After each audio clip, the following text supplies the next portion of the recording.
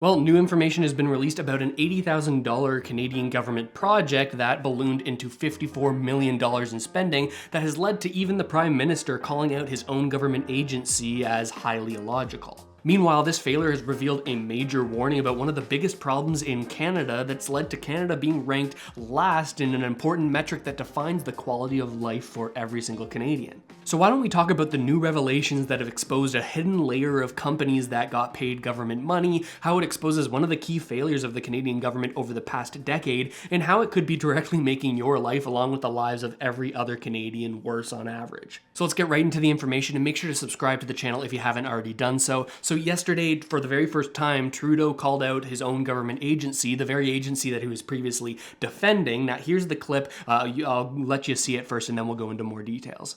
Switching gears a little bit, Prime Minister, the Globe and Mail reported this morning that the two-person company which received the most ArriveCan contract work actually subcontracted that work to other companies, including multinationals like BDO or KPMG. Why is the federal government paying millions to a two-person company to then hire other companies to do their work? Can't the public service hire the companies directly or perform IT work in-house? That's exactly the question that I just asked of the public service. Obviously, this is a practice that seems highly illogical and inefficient, and I have made sure that the clerk of the Privy Council is looking into procurement practices to make sure that we're getting value for money and that we're doing things in a smart and logical way. We've talked about it a bunch on the channel before, but as a quick refresher to make sure you're fully in the loop, the Canadian government spent $54 million on developing this application that was supposed to track COVID border crossings and making sure that that was all sort of tracked effectively. Now, the problem with this is that there was some very questionable spending that led to this project ballooning to this $54 million number. Let me show you what I'm talking about. The Canadian government hired a whole smattering of different companies to put together this app, one of them being GC Strategies, which is a company that is comprised of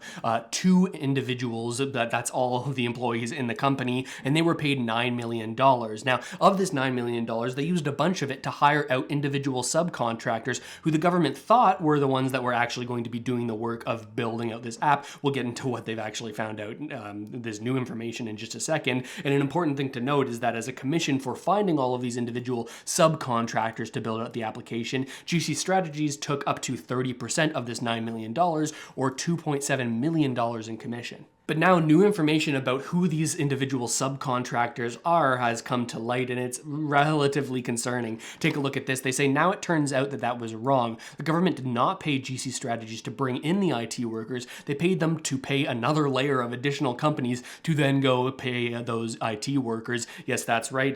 These GC Strategies has now provided documents that has shown that they hired well-known firms such as KPMG and BDO, these multinational, multi-billion-dollar corporations, to be the ones that provide the IT resources at rates from $900 to $1,500 a day. Remember, the argument for GC Strategies being a necessary component in the development of this app is that, well, the government wouldn't be able to find these individual subcontractors with very unique skills. But it turns out that instead of hiring these individual subcontractors, these individual people to work on the app, instead GC Strategies was hiring other giant firms, KPMG that made $34.64 billion in revenue last year, and BDO that made $11.8 billion in revenue. They hired these corporations to then go out and find the IT workers. The reason this is so concerning is that KPMG and BDO are just in and of themselves carbon copies of what GC Strategy is except on a larger level. KPMG and BDO are networks of other professionals, and they will likely take a cut as they go find these sort of subcontractors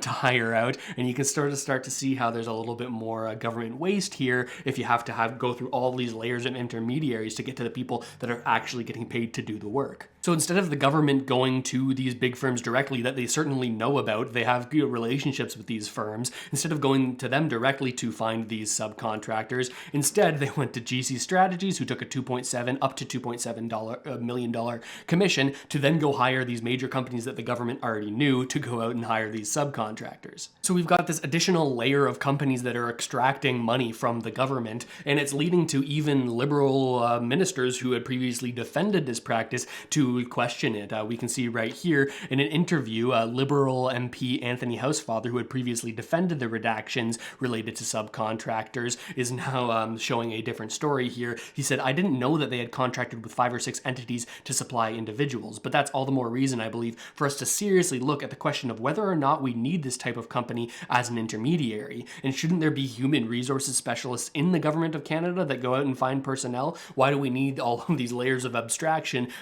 providing all of these opportunities for these sort of intermediary companies to take all of this government public-funded money?" And he actually asks a very important question in there. Shouldn't there be a government agency or some sort of individual that has the capacity to hire these kind of tech professionals instead of needing to pay $2.7 million to a contractor?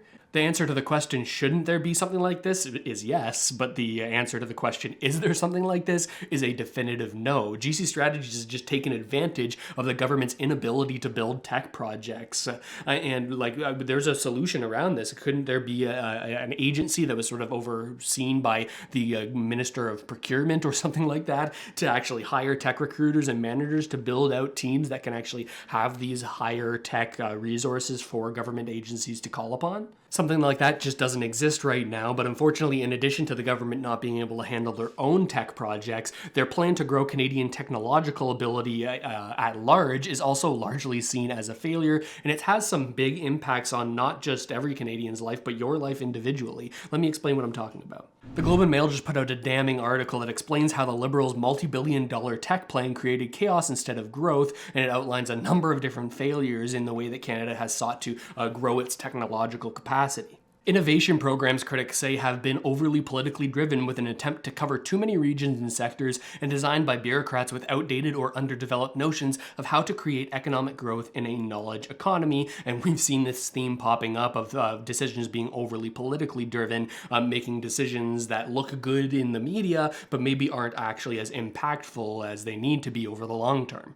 It may not be clear right now how this all impacts you, but I promise you we're getting there. But there's a couple of other things you need to understand before we get to that major point of this video. And the government's many complex grant programs aimed at growing Canadian tech sectors seems like they're more effective at producing more taxpayer-funded public sector work. I mean, think of all of the different people inside of the government that review grant proposals that these companies are applying for through these government programs. The company overhead to apply for these grants and draft all of these extremely detailed documents to get considered for these grants could be more costly than the benefit of the grant itself, taking away from research and development investment while there's more and more public servants being hired to look at these grants and evaluate them. And this lack of incentive for Canadian companies to invest in research and development, the technologies that could actually grow the Canadian economy, well, that lack is showing up in the numbers here. This chart shows the share of R&D expenditures in select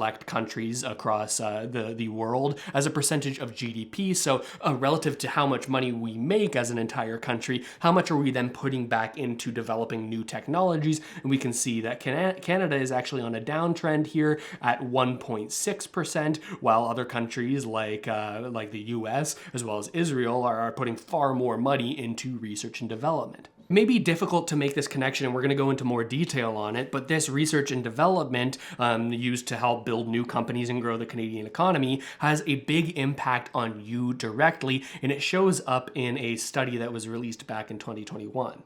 This chart looks super complex to start, but I promise you it's very easy to understand, especially when we focus in on one specific part of it, and that is the potential GDP growth per capita over a number of different years in a bunch of different countries. This is from an OECD study, which is sort of like an organization that's across multiple different governments in the world, sort of focused on economic growth and development. You'll probably remember that GDP is gross domestic product, or the amount of goods and services sold in Canada, the total value of that. And when they say per capita, that means that big number divided by the amount of Canadians that are in the country. So it is sort of a reflection of, well, how much do we output versus how many Canadians are there in the country? And this report shows how that GDP per person or per capita number is going to sort of change over time, or what the projections are from OECD. And they say that Canada is actually going to be the worst on our current trajectory in the years between 2030 and 2060. 60 out of all of the other countries. You can see here that Canada is set to only grow at a rate of 0.8% per year, tying us for worst with, I believe, Korea if we slide down here. And there's no other country that is at that low a rate of growth, and puts us below countries like Germany, Hungary, Lithuania, Chile. We're showing poorer results than all of these other countries. But you might be saying, oh, like, who cares what this GDP per capita or per person number is? How does that impact me directly? Well, it actually impacts you directly a lot in terms of all number of things affecting your quality of living inside of Canada. When an economy generates more value per person per year, that typically translates into more money for those who are working inside of that economy. Higher incomes mean families can spend more on the things that they value. They can afford groceries and rent without financial stress. They can get dental care, send their children to university, maybe take a vacation. And at the very same time, governments who are taxing this growth in the economy have a higher capacity to provide public services like education, healthcare, and other social assistance. So if this GDP per capita number goes down, all of these areas get worse in Canada. And if it doesn't grow as quickly or stagnates, well, the quality of living inside of Canada for every individual stagnates or deflates with it. But instead of the government creating policy that focuses on growing Canadian industries to grow that GDP number per person, grow the individual wages of every single Canadian,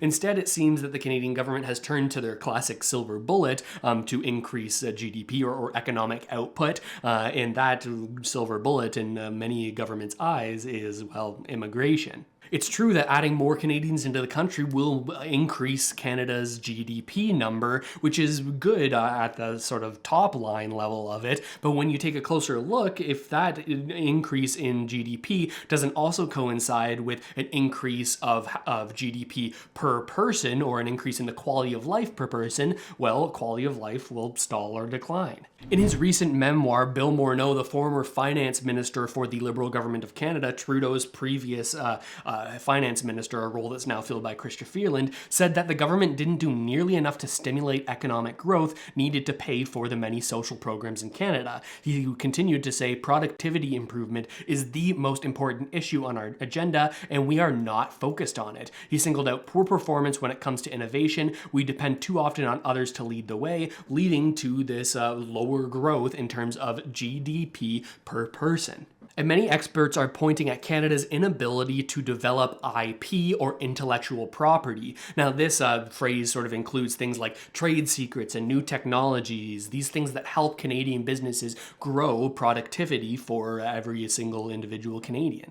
Instead of focusing on growing the intellectual property of Canadian-based businesses, we focused on getting non-Canadian companies to operate inside of Canada to get more jobs, right? But all of that work and the research done in Canada doesn't actually grow any Canadian companies. And here's a great example of it. In 2018, a report revealed that Canadian universities, Canadian governments, provincial governments, and phone companies in Canada were helping the Chinese telecom giant Huawei develop their cutting 5G mobile technologies, even though the company wasn't based inside of Canada. All of the research and all of the development that happened at these universities, at these phone companies, within these government industries, well, all of that value didn't flow to Canadian companies. It instead flowed to the Chinese company Huawei. And one of the government's largest programs to try to spur this innovation that can grow Canadian companies is the Strategic Innovation Fund. But instead of sort of focusing on Canadian-only companies, they've been bankrolling companies like Nokia and MasterCard and helping them to sort of develop research that is happening inside of Canada and is producing Canadian jobs.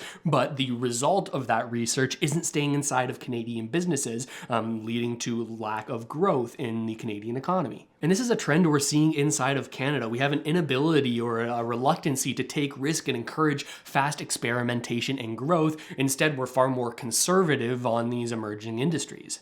And I think a perfect example of this is Bill C-249, Michelle Rempel Gardner's bill called An Act Respecting the Encouragement of the Growth of the Crypto Asset Sector. Now, regardless of how you view the crypto asset sector, I think that there is certainly opportunity for growth in the sector, provided the proper regulations and protections. But instead of sort of pushing this legislation forward that would require Canada come up with a framework for how we can grow the economy as a result of the crypto asset sector, instead, because this didn't look good in the news for individual politicians and parties to support this bill, given the fallout of FTX in the States. This bill was defeated at second reading in the House of Commons because they're like, hey, this is too hot button of an issue. We think it's going to look bad politically on us. And that's another trend, right? How do these individual political parties think that their decisions look on them in terms of getting ready for a next election, rather than how can we actually think long-term about Canada's growth. Obviously, this is all a big mess, and we covered a lot today, from this ArriveCan app and the multiple different layers of companies getting paid by the government instead of the government actually being able to hire the proper people from the start,